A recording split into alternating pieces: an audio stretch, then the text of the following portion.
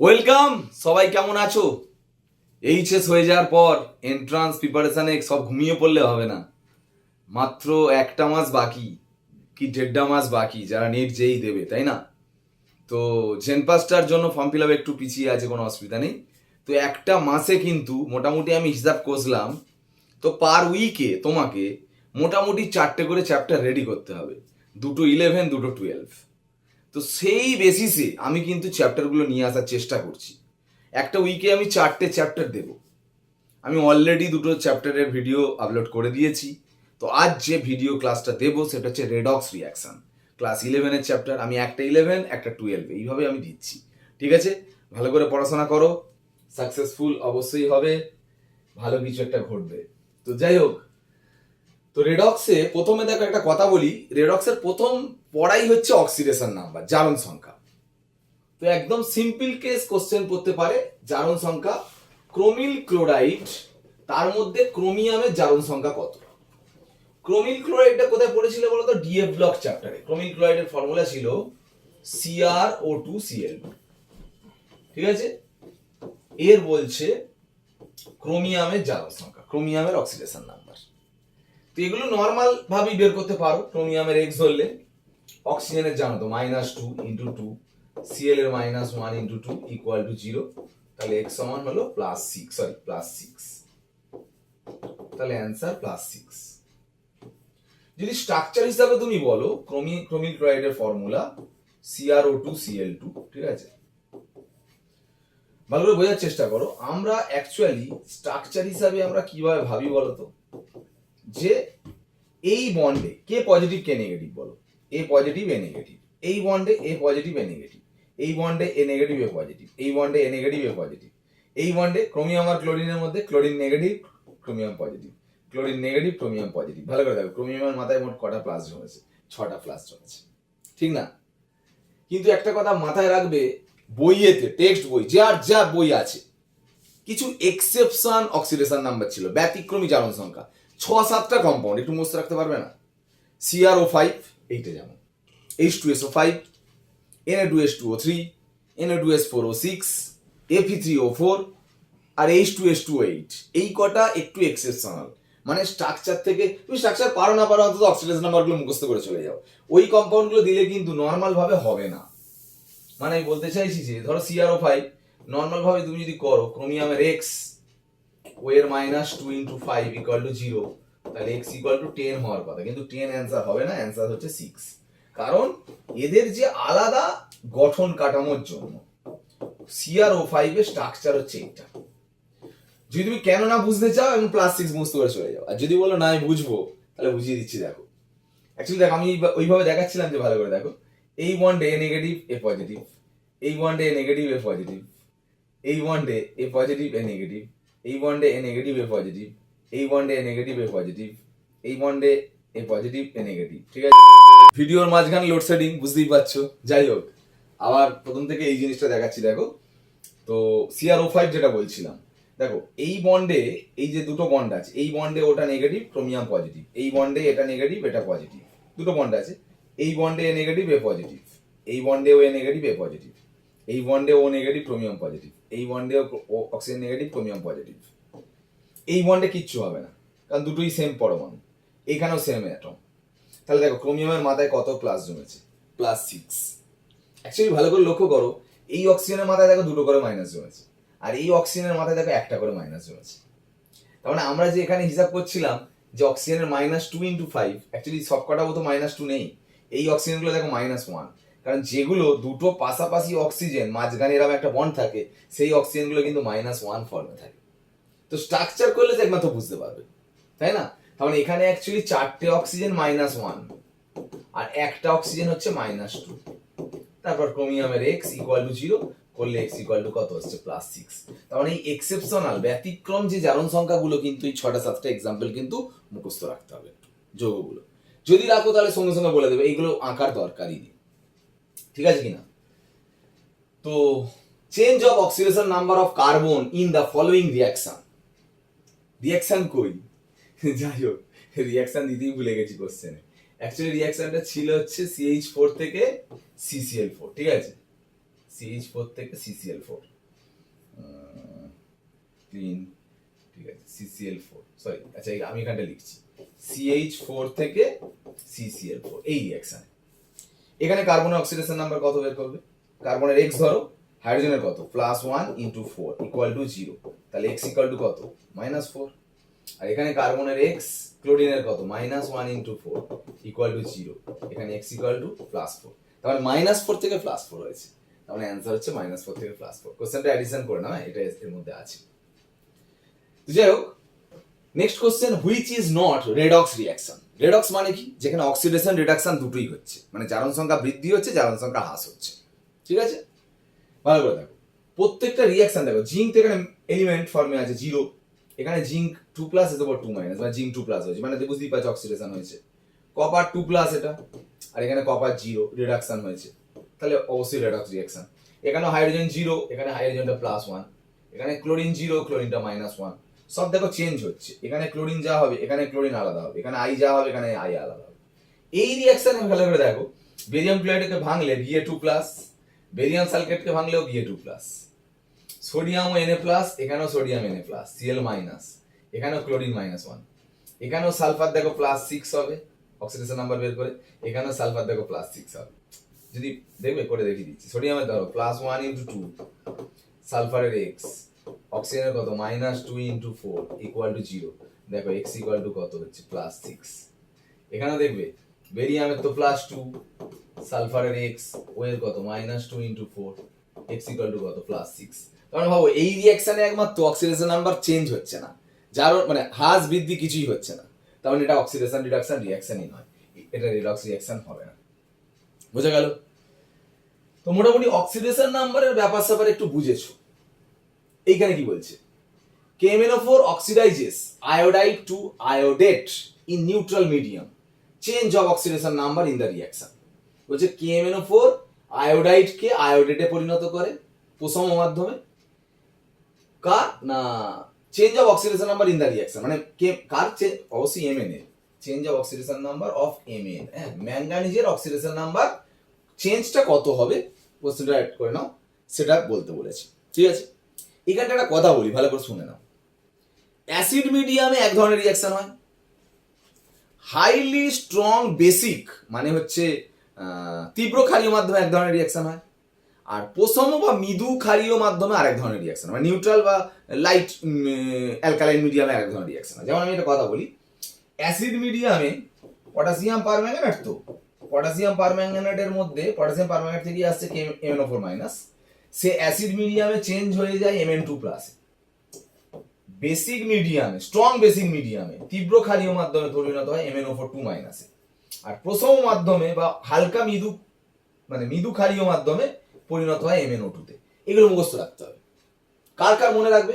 Potassium permanganate মনে রাখবে, আর potassium dichromate মনে রাখবে, K2Cr2O7। K2Cr2O7টা শুধুমাত্র অ্যাসিড মিডিয়ামেই হয়, যে Cr2O7 2- Cr2O7 2- কিসে পরিণত হয়?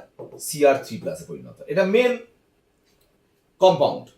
এবার আদার্স যে কম্পাউন্ড গুলো আছে দেখবে, এইগুলো তুমি রেডক্স চ্যাপ্টারে সব না পেলেও ডিএ ব্লক চ্যাপ্টারে পাবে। অ্যাসিড মিডিয়ামে কি হচ্ছে, বেস মিডিয়ামে কি হচ্ছে। যেমন Fe2+টা Fe3+ এ চেঞ্জ হয়, SO3 2- SO4 2- এ চেঞ্জ হয়। এগুলো সব লেখা আছে, এগুলো একটু মুখস্থ রাখবে। যেমন I- অ্যাসিড মিডিয়ামে I2 হয়, বেস মিডিয়ামে IO3- হয়। এই যে বলছে I- iodide change to iodate, iodate মানে IO3-। নিউট্রাল মিডিয়াম বা বেস মিডিয়ামে I- IO3- হয়ে যায়, কিন্তু অ্যাসিড মিডিয়ামে I- I2 হয়। জানবে কোথায় পাবে? ডিএফ ব্লকে, বেশি নয় 8টা 9টা দেখবে আছে ওরকম রিঅ্যাকশন করা।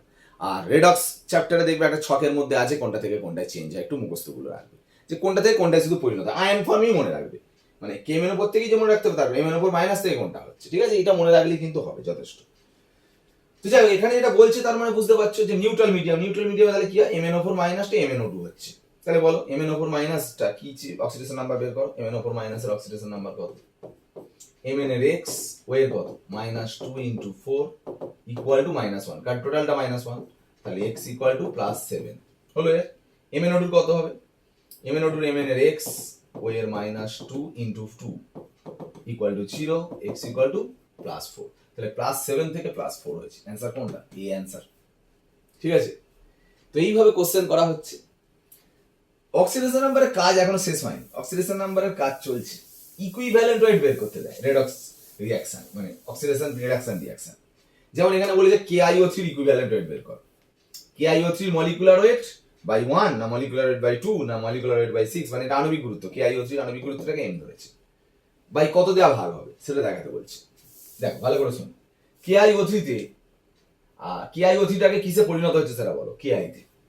তাহলে চেঞ্জ অফ অক্সিডেশন নাম্বার দেখো, KiO3 তে কত হবে, K এর +1, I এর x, O এর -2 ইনটু 3 ইকুয়াল টু 0। তাহলে x ইকুয়াল টু কত হলো, +5 Ki তে K প্লাস I মাইনাস, তাহলে +5 থেকে -1, দেখো মানে I টার চেঞ্জটা দেখছি, I এর কত +5 আর এখানে I এর কত -1, তাহলে +5 থেকে -1 হয়েছে, কত চেঞ্জ হয়েছে 6 ইউনিট।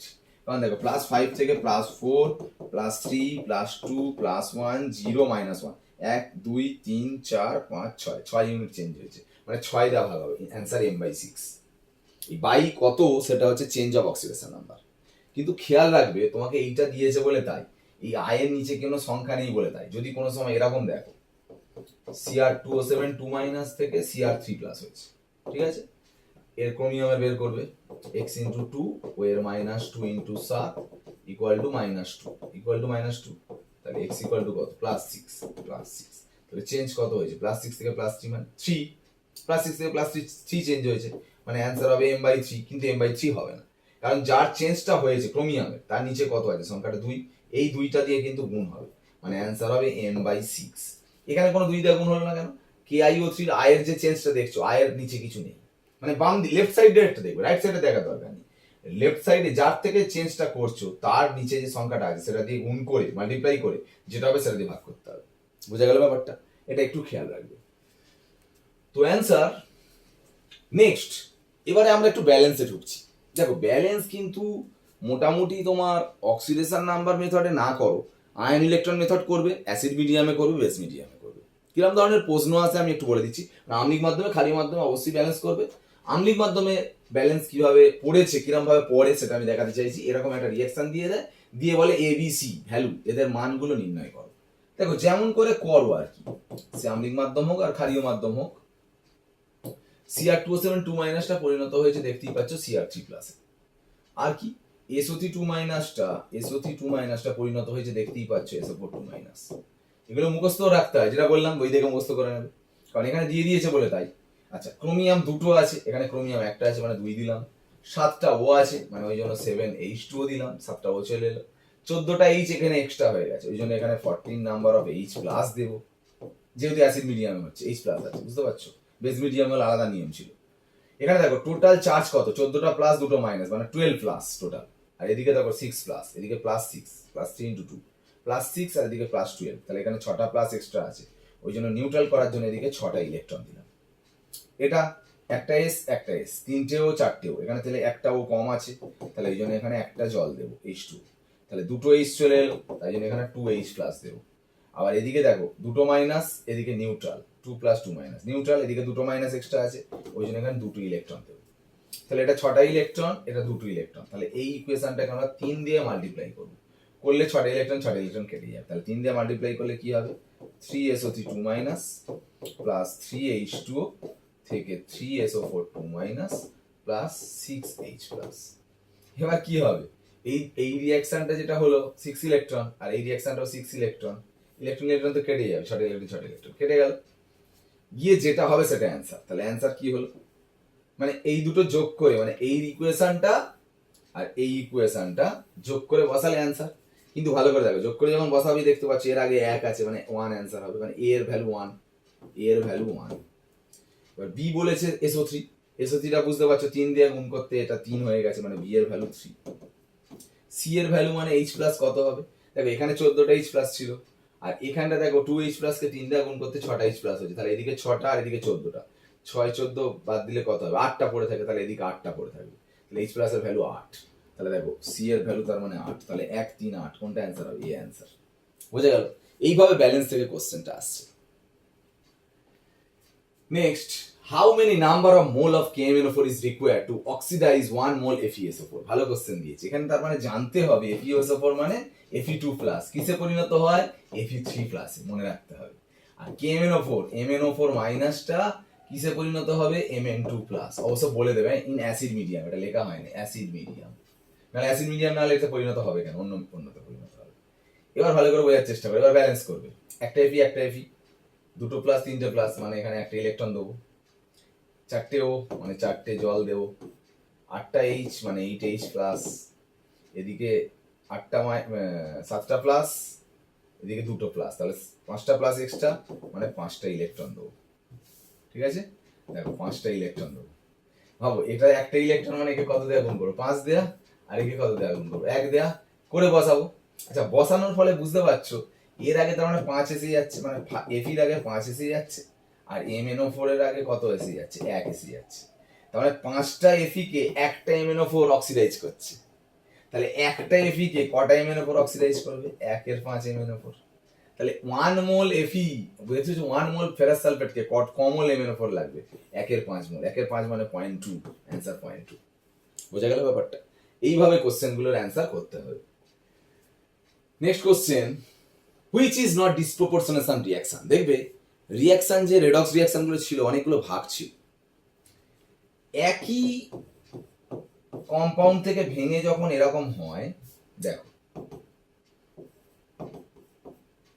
এর অক্সিডেশন নাম্বার থেকে এর অক্সিডেশন নাম্বার চেঞ্জ হচ্ছে, এখান থেকে এর চেঞ্জ হচ্ছে। একই এলিমেন্ট থেকে চেঞ্জ আসছে না, একই কম্পাউন্ডে দুটো আলাদা এলিমেন্ট থেকে চেঞ্জ হচ্ছে, মানে একটা বাড়ছে একটা কমছে। যদি এরকম হয় তাকে বলা হয় সেলফ অক্সিডেশন রিডাকশন রিঅ্যাকশন, শতজারণ বিজারণ। আবার একই মৌল থেকে যদি দুটো আলাদা, যেমন এখানে হয়েছে দেখো Cu+1, সেখান থেকে +2 একটা কপারের হয়েছে আর একটা 0 হয়েছে, মানে এখান থেকেই বেড়েছে আবার এখান থেকেই কমেছে, মানে একটা ডিসপ্রপোর্শনেশন রিঅ্যাকশন। আবার দেখা যাবে দুটো আলাদা জায়গা থেকে একই জায়গায় এসেছে, মানে দুটো আলাদা অক্সিডেশন নাম, ধরো একটা +5 একটা +7, ধরো +2, ধরো +6 এসছে, মানে একটা +5 থেকে +6 এ বেড়েছে আর +7 থেকে +6 এ কমেছে, মানে দুটো আলাদা থেকে এক জায়গায় এসছে। যেমন এইটা যদি বলো, এখানে Mn এর যা হবে এখানে Mn এর যা হবে, দুটো Mn দেখো একই Mn এ চলে এসছে, মানে এখান থেকে যা হয়েছে চেঞ্জ আর এখান থেকে এসে দেখো এক জায়গায় মিলিত হয়েছে। এটা কম্প্রপোর্শনেশন বলবো। ডিসপ্রপোর্শন মানে দুটো আলাদা জায়গা থেকে এক জায়গায় এসে মিলবে। তাহলে তুমি ভাবছো এইটাও তো তাই, Mn থেকে এইখানে Mn এসছে, আবার এখানে একটা Mn হয়েছে। আবার যদি বলে এখান থেকে Mn থেকে এই এখানে একটা Mn হয়েছে, এখানে একটা Mn, মানে এখান থেকে বেড়েছে এখান থেকে বেড়েছে। তাহলে এতগুলো অ্যান্সার ভেবে নাও, এটা তো শিওর +1 থেকে +2 হয়েছে 0 হয়েছে, মানে একটা বেড়েছে একটা কমেছে। এটাও দেখে নাও, এখানে Mn এর দেখবে +6, এখানে Mn এর +7, আর এখানে Mn এর +4, তোমরা দেখো একটা বেড়েছে একটা কমেছে। কিন্তু এইখানটা দেখো, এখানে +7, এখানে +6, এখানে +4, একই +7 আবার কমেছে আবার কমেছে। দুটো কমা হলে জারণ বিজারণ হবে কি করে? তার মানে এটা দেখে মনে হচ্ছে ডিসপ্রপোর্শন, ডিসপ্রপোর্শন অ্যাকচুয়ালি নয়। আর এটা তো ডিসপ্রপোর্শন হবেই না, কারণ এটা দুটো জায়গা থেকে এক জায়গায় এসেছে, কম্প্রপোর্শনেশন। তাহলে অ্যান্সার হচ্ছে 1, 2। তাহলে 1, 2 কোথায় আছে? এটা হবে, এটা অ্যান্সার ডি। বুঝে গেল? তো এইভাবে কোশ্চেনগুলোর অ্যান্সার তোমায় করতে হবে। রেডক্স রিঅ্যাকশন নিয়ে এই প্রশ্নগুলি মূলত ঘুরিয়ে ফিরিয়ে প্রশ্ন পড়ে পরীক্ষা, ঠিক আছে? তো আমি চেষ্টা করছি 12-এর একটা best of the best weighted chapter পরের দিন নিয়ে আসতে। চ্যানেলে ক্লাসে ফোকাস থেকো। একদম ইম্পর্টেন্ট এন্ট্রান্স লেভেলে সে যেই হোক, নিট হোক বা চেনপাস হোক, যে প্রশ্নগুলো আসে সেগুলো নিয়ে আবার পরের 12 চ্যাপ্টারে আবার আনছি। আবার পরের দিন দেখা হচ্ছে। আজ ক্লাস এখানে শেষ করলাম, বাই।